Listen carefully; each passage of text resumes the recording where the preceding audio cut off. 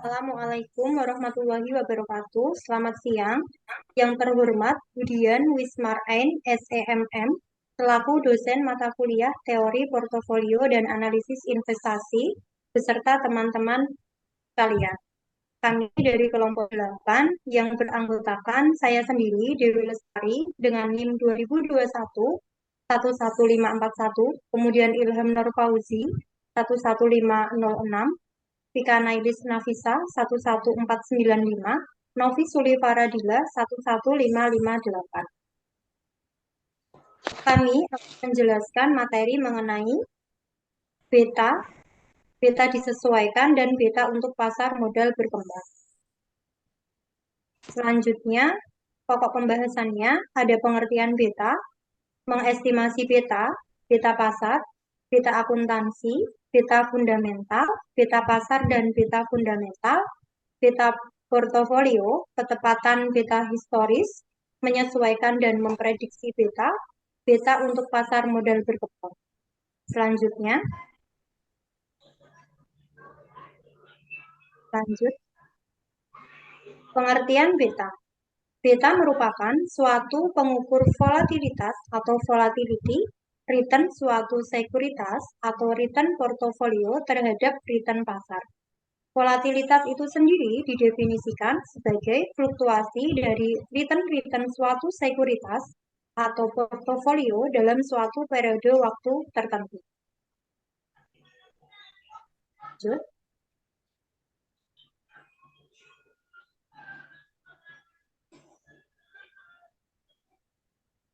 Mengestimasi beta. Beta suatu sekuritas dapat dihitung dengan teknik estimasi yang menggunakan data historis. Beta yang dihitung berdasarkan data historis ini selanjutnya dapat digunakan untuk mengestimasi beta masa datang. Beta historis dapat dihitung dengan menggunakan data historis berupa data pasar, return sekuritas, dan return pasar. Data akuntansi berupa laba-laba perusahaan dan laba indeks pasar, atau data fundamental menggunakan variabel-variabel fundamental. Beta yang dihitung dengan data pasar disebut beta pasar, beta yang dihitung dengan akuntansi disebut beta akuntansi, dan beta yang dihitung dengan data fundamental disebut dengan beta fundamental. Lanjut. Beta pasar. Beta pasar dapat diestimasi dengan mengumpulkan nilai-nilai historis return dari sekuritas dan return dari pasar selama periode tertentu. Misalnya selama 60 bulan untuk return bulanan dan 200 hari untuk return harian. Dengan asumsi bahwa hubungan antara return sekuritas dan return pasar adalah linear. Maka beta dapat diestimasi secara manual dengan memplot garis di antara titik-titik return atau dengan teknik regresi. Lanjut.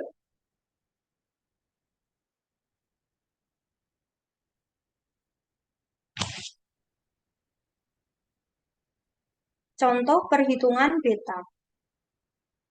Ada dua buah data pasar, yaitu data yang terkait dengan return sekuritas dari A dan return dari indeks pasarnya, yang dilambangkan dengan RF.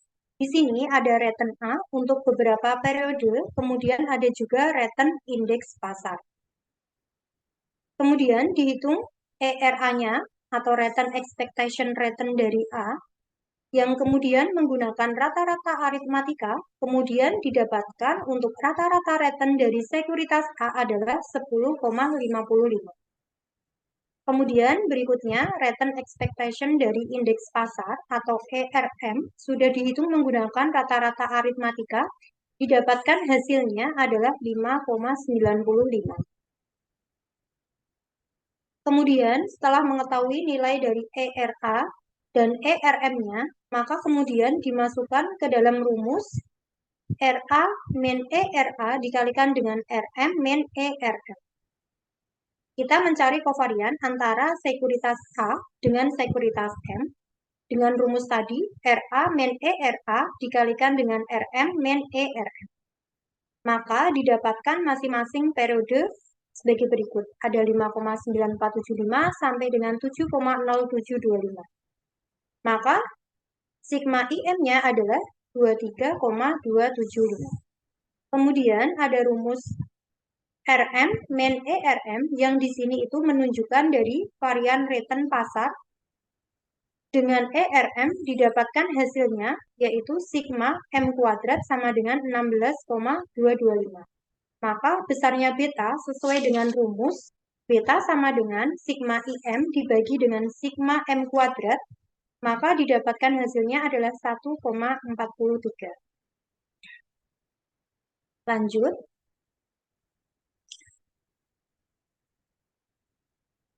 Secara manual, beta sekuritas A itu dapat dihitung dengan cara sebagai berikut. Yang pertama, buat diagram tersebar atau scatter diagram yang menunjukkan titik-titik hubungan antara return sekuritas A dengan return pasar untuk tiap-tiap periode yang sama. Untuk contoh ini, periode yang digunakan adalah mingguan. Yang kedua, tarik garis lurus yang paling mendekati dengan semua titik-titik hubungan di atas. Prosedur ini itu membuat kesalahan kuadrat bernilai terkecil. Kemudian yang ketiga, beta historis untuk sekuritas A dapat dihitung berdasarkan slope dari garis lurus yang ditarik tersebut.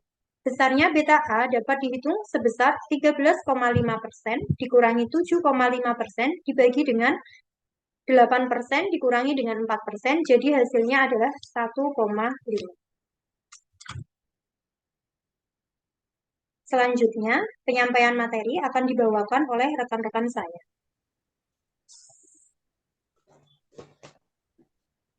Beta akuntansi. Data akuntansi seperti misalnya laba akuntansi atau accounting earning dapat juga digunakan untuk mengestimasi beta. Beta akuntansi ini dapat dihitung secara sama dengan beta pasar atau yang menggunakan data return, yaitu dengan mengganti data return dengan data laba akuntansi. Beta akuntansi dapat dihitung dengan rumus seperti yang dijelaskan di slide ini. Lanjut. Contoh perubahan laba akuntansi untuk perusahaan A dan perusahaan indeks laba pasar adalah sebagai berikut. Beta akuntansi dengan menggunakan data perubahan laba akuntansi dapat diestimasi dengan menggunakan teknik regresi dengan hasil sebagai berikut. Dengan demikian, laba akuntansi yang dihitung menggunakan teknik regresi di atas adalah sebesar 0,754153 yang secara statistik signifikan berbeda dengan 0. Lanjut. Beta fundamental.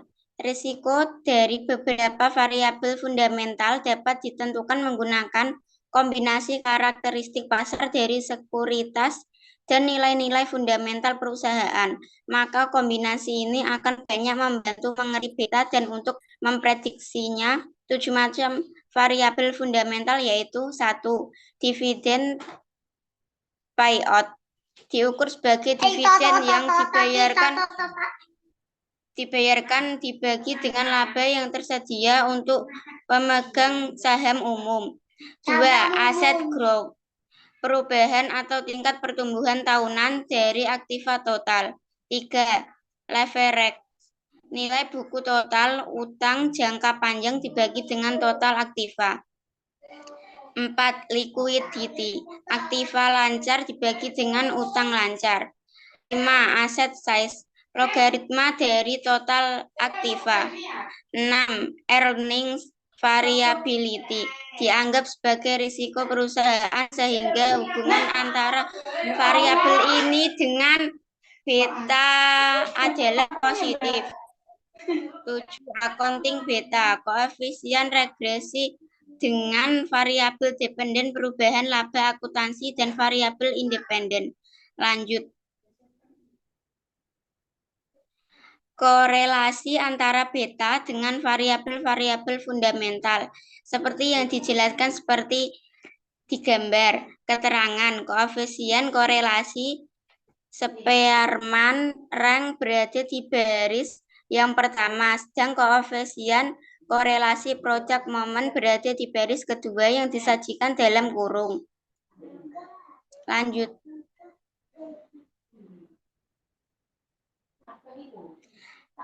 Beta pasar dan beta fundamental. Beta return pasar dan beta fundamental masing-masing mempunyai kelebihan dan kekurangannya. Kelebihan dari beta return pasar adalah beta ini mengukur respon dari masing-masing sekuritas terhadap pergerakan pasar. Kelemahannya dari beta return pasar adalah tidak langsung mencerminkan perubahan dari karakteristik perusahaan karena beta return pasar dihitung berdasarkan hubungan data pasar atau return perusahaan yang merupakan perubahan dari harga saham dan return pasar dan tidak dihitung berdasarkan data karakteristik fundamental perusahaan seperti data fundamental pembayaran dividen. Beta pasar mungkin mencerminkan pembayaran dividen secara tidak langsung, yaitu lewat perubahan harga saham jika ada. Berbeda dengan beta fundamental yang mengukur perusahaan pembayaran dividen secara langsung. Selanjutnya akan disampaikan oleh teman saya.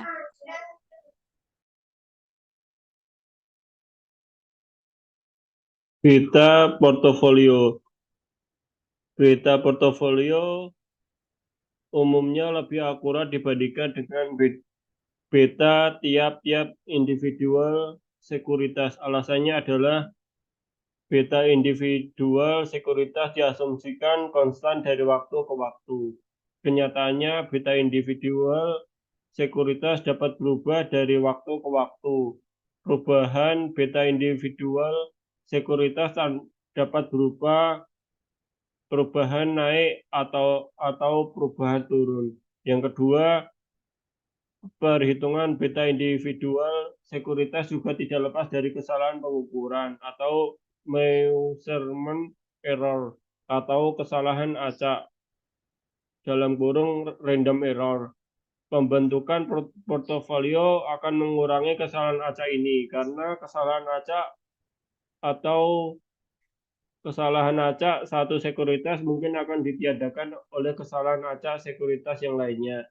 Dengan demikian, beta portofolio juga diharapkan akan lebih tepat dibandingkan dengan beta individual sekuritas.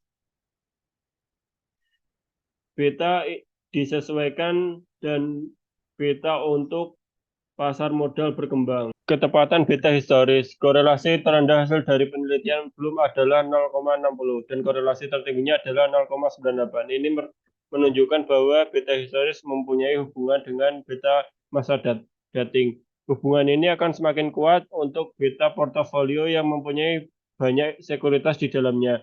Kesalahan pengukuran beta portofolio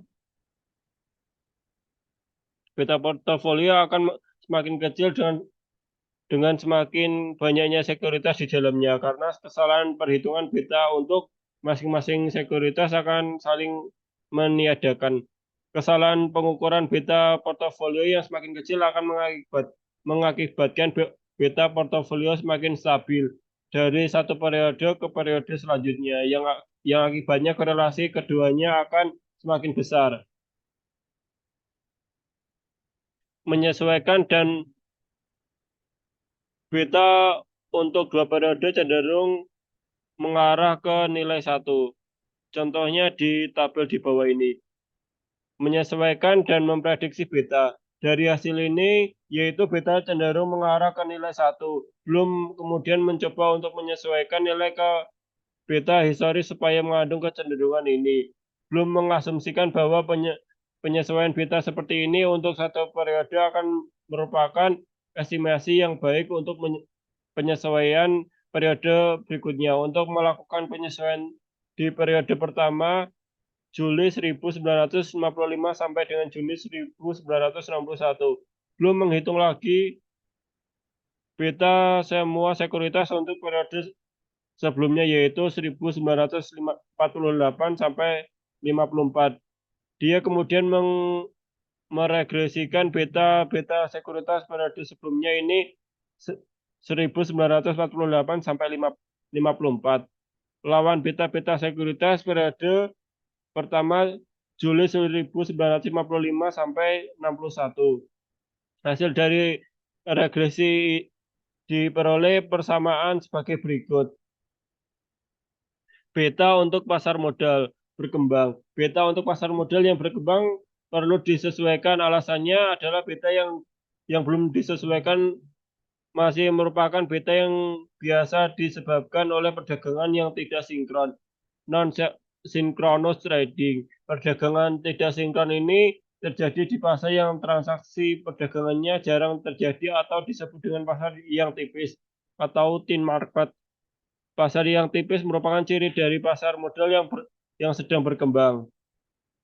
Perdagangan tidak sinkron, contohnya di tabel di bawah ini.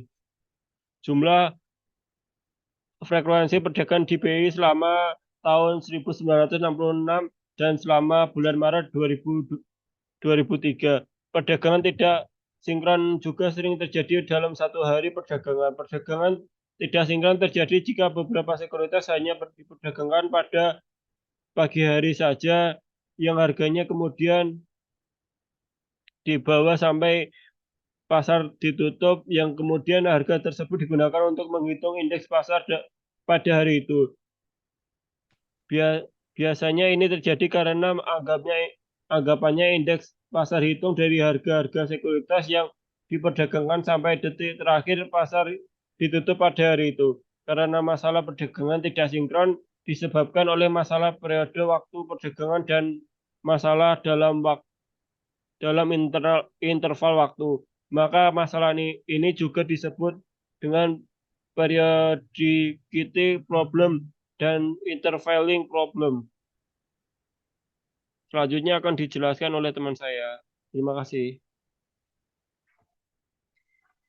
Pengujian terhadap bias. Telah diketahui bahwa rumus perhitungan beta sekuritas KI adalah sebagai berikut. Beta I sama dengan kovarian RI RM per varian RM. Untuk beta return indeks pasar, rumus beta di atas menjadi beta M kovarian RM per varian RM, dan kovarian RM adalah sama dengan varian RM, sehingga beta M varian RM per varian RM sama dengan 1. Ini berarti bahwa untuk return indeks pasar adalah bernilai 1. Beta pasar merupakan rata-rata tertimbang dari beta masing-masing sekuritas di pasar. Jika tidak terjadi bias, maka beta pasar hasil dari rata-rata tertimbang ini akan sama dengan 1. Akan tetapi, jika terjadi perdagangan tidak sinkron, sehingga beta untuk individual sekuritas akan menjadi bias, maka beta pasar hasil dari rata-rata tertimbang tersebut akan tidak sama dengan 1. Dengan demikian, pengujian untuk mengetahui biasan beta dapat dilakukan dengan membandingkan rata-rata tertimbang beta semua sekuritas di pasar dengan nilai 1. Koreksi terhadap bias. Beberapa metode dapat digunakan untuk mengoreksi bias yang terjadi untuk beta sekuritas akibat perdagangan tidak sinkron. Metode-metode ini diantaranya adalah yang diusulkan oleh Scholes dan Williams 1977, Dimson 1979, dan Fowler dan Rorke 1983. Metode Scholes dan Williams. Scholes dan William memberikan solusi untuk mengoreksi bias dari perhitungan beta akibat perdagangan tidak sinkron dengan rumus sebagai berikut. Beta I sama dengan beta I 1 plus beta I 0 plus beta I per 1 plus 2 min rho 1. Metode Dimson. Dimson menyederhanakan cara Scholes dan William ini dengan cara menggunakan regresi berganda sehingga hanya digunakan sebuah pengoperasian regresi saja berapapun banyaknya periode lag dan lead. Untuk N buah periode lag and lead, rumus beta koreksian menurut metode Dimson untuk sekuritas KI adalah sebagai berikut. Return I T sama dengan alpha I plus beta I min N RMT min N plus beta I 0 RMT plus N plus BI plus N RMT plus N plus epsilon IT. Selanjutnya, metode Fowler dan Rorke. Metode Dimson memang merupakan metode yang sederhana.